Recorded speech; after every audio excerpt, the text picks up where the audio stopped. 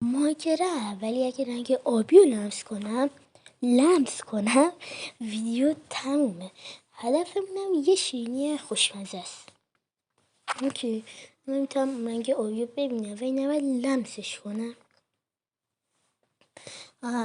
ولی داماد که باید بلوکشو لمس نکنم. خود تو که بابی نیست، میاد توی ایونتوری. اوکی، لمسش نمی کنم. اوکی، اینم از گرفتیم تیبلمون. از این بس خارجیم. این از گرفتیم تیبلمون. چون این حالا سریع فشنگی کلنگی بسازیم و راستی یه شمشیر هم بسازیم هیچ ضرری نداره. آره یه شمشیر هم بسازیم هیچ ضرری نداره. اینم از یه شمشیرمونو بکنیم و بریم دنبال استون و اینا که اینو بکشم. اوکی بریم. خدا رو شکر.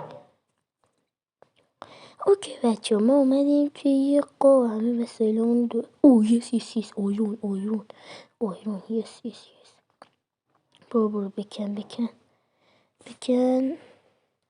نیاز داریم آیرون.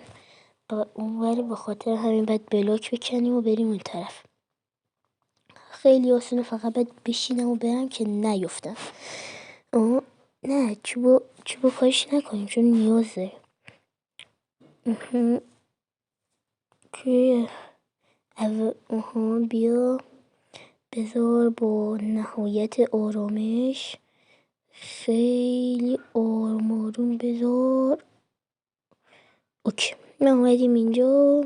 الان 3 تا چوب داریم. یس تا الان شد 1 2 3 4 5 تا آیرون. میذارم بپزه. 5 تا آیرون تا الان. 6 تا آیرون. 7 تا آیرون. پشمام چقدر زیاده. 7 آیرونه کی نمیکنم همینجوری برای اینکه بالاخره یه جا نیازمون میشه. البته 3 تا چوب فکر کنه همون 3 تا آیرون بتونه ذوب کنه. داداش 8 تا آیرون بود. اوکی 100% اون پایین اینه یه دایموت هست.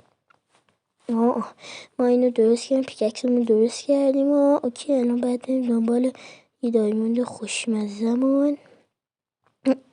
چی؟